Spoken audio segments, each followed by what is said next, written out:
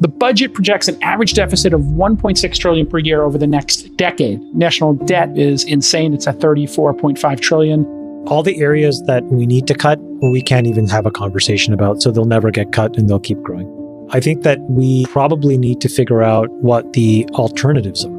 If you can't have a conversation about expenses, the only logical place is to have a conversation about revenues. What that means for the government is in taxation. I don't know, Jason, what we do here. There could be a couple of saving graces. There are some things happening, for example, on the Medicare side that could be profoundly disruptive. They are, again, I'm just going to put this out there as it's happening. I don't know if it's good or bad, but they are looking at reimbursing things like Wegovy and Ozempic and whatnot.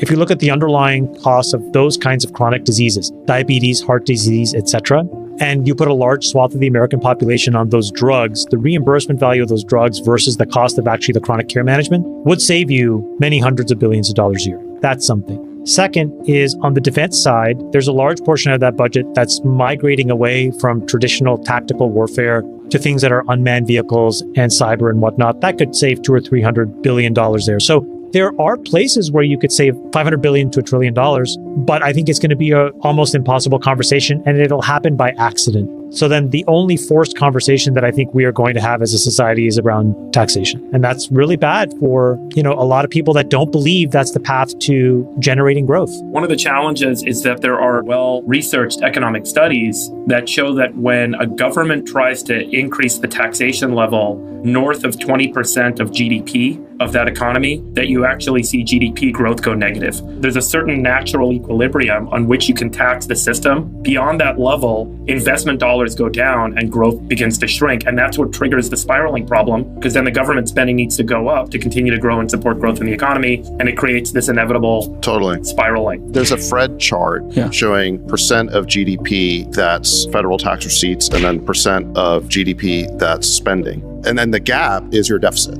And Freeberg's right that I think in the absolute best economy, or best years of the best economy, so it's like, the best year of the Reagan boom and the best year of the Clinton boom when we had the government surplus, I think the government was extracting just shy of 20% of GDP. And in the 70s, when marginal tax rates were at 70%, so before the Reagan tax cuts, we were actually extracting a lower percentage of GDP. So there's only so much blood you can get from a stone. If you raise tax rates on a marginal basis high enough, the economy performs worse and you actually end up collecting less, or people spend a lot more money on lawyers and accountants to basically figure out more structuring schemes to avoid paying taxes. So the years in which we've got the highest percentage of revenue out of the economy are in good economic years where we've had reasonable levels of taxation as opposed to the highest levels of taxation. And so the problem is with the spending. We used to be able to keep spending to somewhere between, I'd say in the best years of the Clinton surplus, I think spending as a percent of GDP was like 18.8%. It's around 20% of GDP goes to federal spending. That was normal. But then the spending got out of control during COVID and it went up to like 25-30% of GDP went to federal spending. It's starting to come down, but it's still way too big a number. Anyway, my point is that a starting point for dealing with next year's budget is free spending, just free spending. The 18% increase is not a good idea. If we want to get this problem under control, freeze the spending. We can talk about taxation, but you're only going to get so much blood from a stone. And increased spending is stimulatory, and so it works well in an election year. I would say we took two major crises and we had crisis level spending, and then we normalized that spending and allowed it to carry forward. Starting with the 2008 financial crisis with our monetary policy, and then being accelerated with COVID and our fiscal policy. I did some back of the envelope math. I'm sure there are economists who have done a better job of this than I. There are directly 3 million Americans that are directly employed by the federal government. There's 167 million workers in the US. So 3 million are directly employed by the federal government. If you take the rest of the federal spending that flows into the economy, it's about $3.5 trillion a year, and assume 30% of that capital goes to equity holders in businesses that own businesses that benefit from that spending, and the rest flows through to labor. That's about 13% of GDP flowing through to labor. And assuming average annual income, that's another roughly 50 million people that are directly benefiting, that are directly earning income because of federal spending. There's another 50 million people in the US that rely on Social Security. And here's another important statistic. There's somewhere between 12 and 20 million people in the US that pay more than 50% tax rate today. So those people are effectively working for the federal government because half of their income goes back to the government. So when you add this all up, there's over 120 million people in the US that are directly working for or getting paid by the federal government in the US. That is such a significant percentage of our economy. That is such a significant dependency on individual income on a federal government. I don't want to use the term socialism, but the ability for U.S. labor to earn is so largely dependent and largely driven by federal spending at this point. It becomes this critical linchpin to enabling progression economically, to enabling the labor force to continue to participate, that the federal government is now the primary customer or employer of most of the labor force in the United States today. That is a deeply and profoundly different circumstance than what I think the founding fathers envisioned, when the federal government was supposed to be this lightweight, overseeing organization of a federated republic of states. And unfortunately, I think we find ourselves in a condition, as Chamath points out, that's very hard to get out of. This is going to require a dedicated multi-decade effort to create a slow unwinding from this deep dependency that our labor force has on federal spending. And I'm just so shocked that this isn't the critical problem of our day that we're not all spending time on. Folks have pointed out that this only goes one way at this point. This is federal receipts as percent of GDP, and it goes all the way back to World War II.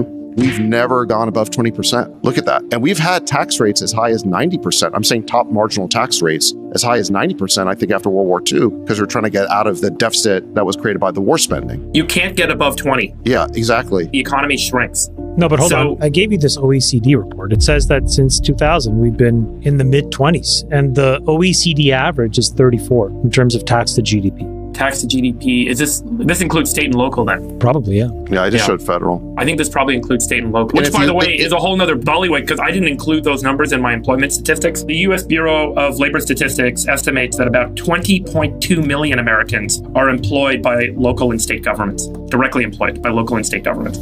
So again, when you add this all up, the majority of the U.S. labor force is employed by the government or is a beneficiary of the government as the primary customer, or is supported by government entitlement programs. If you go back to that Fred chart for a second, if you basically acknowledge the point that 20% is the ceiling on how much we can extract from an economy based on 80 years of data, okay, with all sorts of differing tax schemes, then I think what we should say is that federal spending will be capped at 20% of GDP. Yep. We should, you see what I'm saying? Like if we can't go above 20% on receipts, cap federal spending at 20%. That should be a constitutional amendment. And then on the revenue side, we should say, what is the best tax code to achieve that 18, 19, 20%? Because what we do right now is we just say, well, just tax the rich. But what we've seen is we've been taxing the rich as high as 90% in the past, and you didn't get more revenue. So we should be much more scientific about saying, well, given that our target is, let's say, 20%, what's the best way to do that? And no one really has that conversation. No, none of the conversations have to do with data or building a bulletproof system. The same thing we could say about immigration, where we try to talk about the numbers here of what's a reasonable number of people and tying that to an actual number. And it's pretty obvious we should have one immigration policy when we have 5% unemployment and a different one if we had, God forbid, 15 or 20% unemployment. It could be tied to the unemployment rate.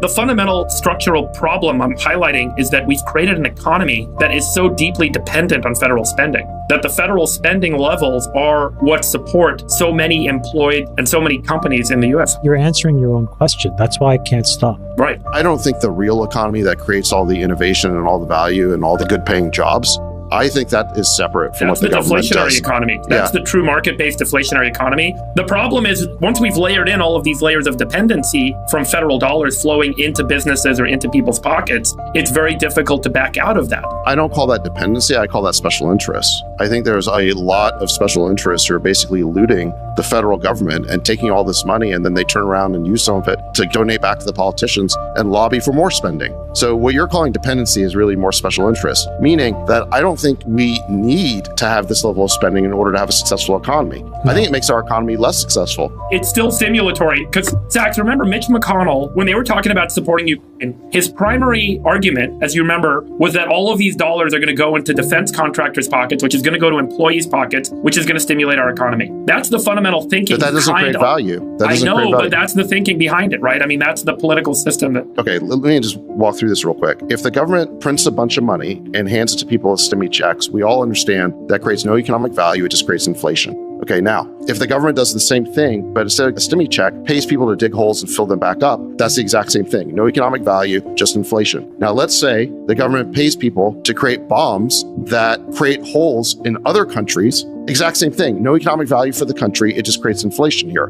Why is that? Because the only thing that creates economic value in the United States is the production of goods and services that people can actually consume and use and that they want. And so federal spending on basically make work projects or things that people don't really want or they don't use, or even worse, bombs that get dropped on poor people in other countries, none of that creates any value. But I don't think it's a real economic dependency. I think it is just a special interest that keeps lobbying for all this stuff. But Sachs, what about housing and healthcare and education? Because those are the three biggest line items, and it's been inflationary across all three of those line items in the U.S. economy. The federal government has stepped in to provide broader access to housing, broader access to healthcare, and broader access to education. That's why the price goes up. There's that famous chart showing inflation by category, and all the categories where the federal government provides subsidies, the prices have gone up, and all education, the categories, healthcare, and housing. The more the government tries to subsidize it, the more the providers realize, wait a second, we can charge whatever we want because the government's paying. There's one customer, and they'll always pay. That's got to be completely reformed. Yeah, here's a chart of all employees in government. And I think this Fred chart includes all employees in government, which would include state and local. And as you can see, we're... Yeah, that's right. It's 20 million local and state, 3 million federal. Yeah. And then the math I was highlighting was just my back of the envelope math, where there's 50 million people that are on Social Security in the US. Plus, if you do the math on how government spending flows into employees' pockets, it's about another 45, 50 million people that benefit from federal spending in the US. We're already kind of at a point of maximal dependency, if you will. Yeah, I mean, if you look at this chart, we have had 20,000 people working in government since 20 million since the late 90s. It's now hitting a peak. And the question is, how far up does it go from here? It's 23. Obviously, the country is growing as well each year. So as a percentage of Americans, it hasn't grown that dramatically, but it certainly feels like this could keep going in the wrong direction. The one thing to keep in mind from all the doomsdaying, I would just offer you 2 data points. The first is that our debt to GDP, either historically but also in relation to other countries, is still relatively reasonable. And what that basically shows is we have a lot more debt that we can issue, which means that there's a lot more deficits to run. Not saying that it's right. Yeah, before the great financial crisis, it was running at 50-60%, our debt as a percentage of GDP. And to your point, Chamath, it's now at 1.2, it's 120%. Other countries have much higher. So we have a lot more to run. So it means that the countries on the right haven't failed. They haven't done great necessarily, but they haven't failed in the way that we would define failure. And it's not as if the countries on the left are crushing it the way that we would define crushing it. And so it's not clear that there's a real correlation between debt to GDP and the performance over large longitudinal periods of time as a country. That's the first thing I'll say.